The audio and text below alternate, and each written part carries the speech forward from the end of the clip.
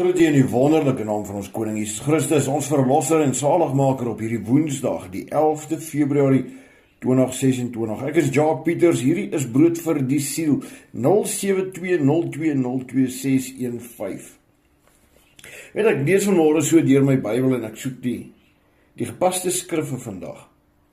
En ek hak vast by Lukas 17 vers 20 tot 37, en dit is die skielike koms van die koninkryk van God. En ek wonder, toe ek so deur 'n paar verse lees, wat is die koninkryk van God nou eintlik? Luister gou, en ek verduidelik. En toe hy deur die Fariseërs gevra is, wanneer die koninkryk van God sal kom, het hy hulle geantwoord en gesê, die koninkryk van God kom nie met sigbare tekens nie. Dit is vers 20, die eerste vers van die gedeelte.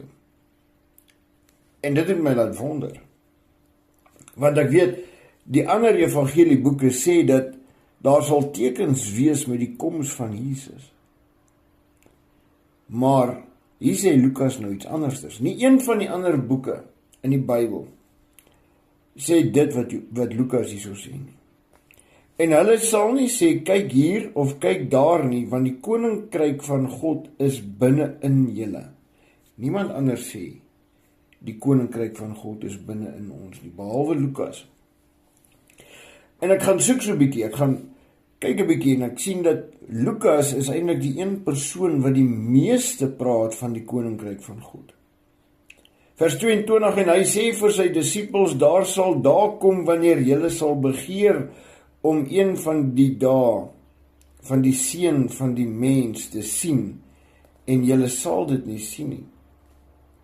En hulle sal vir julle sê, kyk hier of kyk daar, moenie gaan nie en moenie agterna loop nie. Want soos die weerlig wat van die een kant onder die hemel blits en tot by die ander kant onder die hemel skyn, so sal die seun van die mens ook in sy dag wees. Hy sê vir die Fariseërs 'n hele ander storie, maar dan praat hy met sy disippels en hy sê vir hulle, die koms van die seun van die mens sal wees soos weerlig. Daar gaan groot tekens wees wanneer die seun kom. Maar eers moet hy baie ly en deur hierdie geslag verwerp word. En soos dit gebeur het in die dae van Noag, so sal dit ook wees in die dae van die seun van die mens. Wat het gebeur in die dae van Noag? Die mense het nie geluister nie. Hulle het aangegaan met hulle verkeerde weë.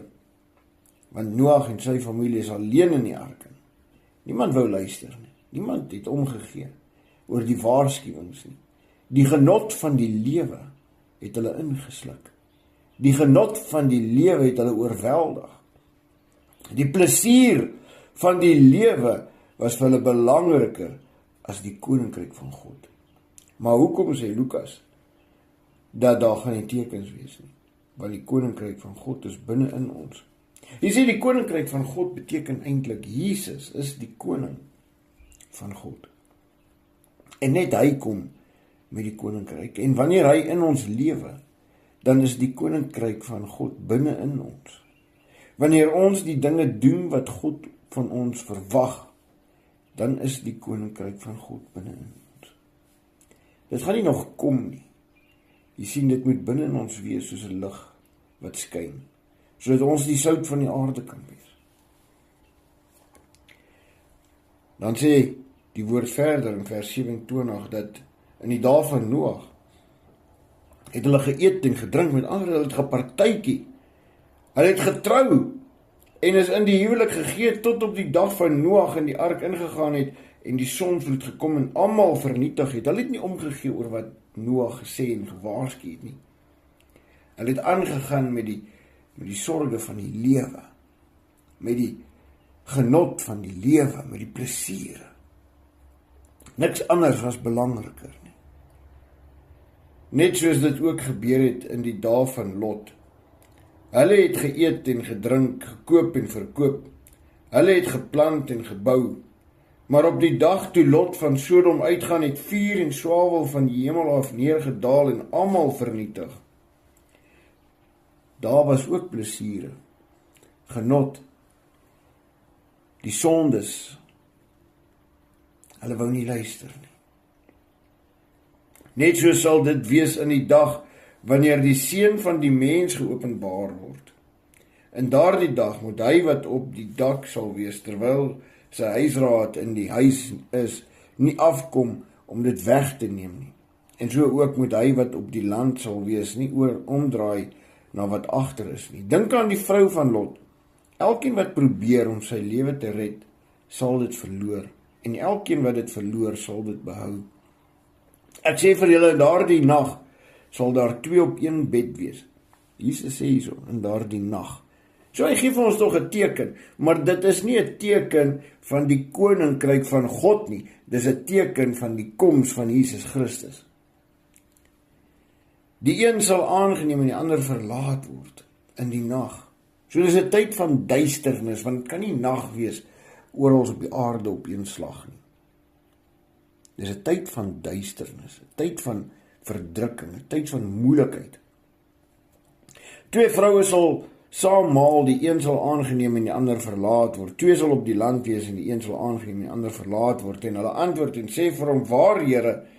En hy sê vir hulle, waar die liggaam lê, daar sal die aasvoëls saamkom. So waar is die koninkryk van God? Die koninkryk van God is binne in jou. En jy het nie nodig om te kyk vir tekens nie. Want as die koninkryk van God in jou is, sal jy weet wanneer dit die tyd is. Die koninkryk van God is binne in jou, want jy doen wat God van jou verwag. Jy doen wat Jesus Christus jou beveel het deur sy woord om te doen. Kom ons bid saam. Hemelse Vader, ons is dankbaar dat U vir ons die koninkryk van Uself binne in ons geplaas het. Vir elkeen wat glo, vir elkeen wat wedergebore is, elkeen wat doen wat U vir hulle sê om te doen, elkeen wat gehoorsaam is, dat U vir hulle die koninkryk gegee het, om binne in hulle te woon. Dankie Here, dat U deur Lukas, deur sy 2 boeke, deur Lukas en Handelinge, vir ons baie verduideliking gee oor die koninkryk van God. En dat ons nie hier gaan soek of daar gaan soek nie, maar weet ons moet binne in ons kyk, ons moet vir onsself kyk in die spieël, ons moet vir onsself vra om te vra, is die koninkryk van God binne in ons? Is ons besig met die dinge van die Here? Is ons besig om in gehoorsaamheid te lewe? Is ons in 'n verwagting om te weet dat die koninkryk van God binne in ons is, dat ons die nuwe lewe sal ingaan wanneer die tyd aanbreek?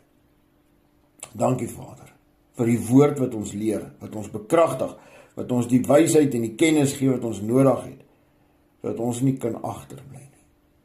Dankie Vader, vir die bloed van Jesus, wat ons vrygekoop het, sodat ons in vergifnis kan kom, wanneer ons daarvoor soek. Dankie Vader, vir die liefde en genade, in Jesus se naam. Amen. Onthou, lees jou Bybel, moenie toelaat dat die wêreld jou mislei nie. Groete.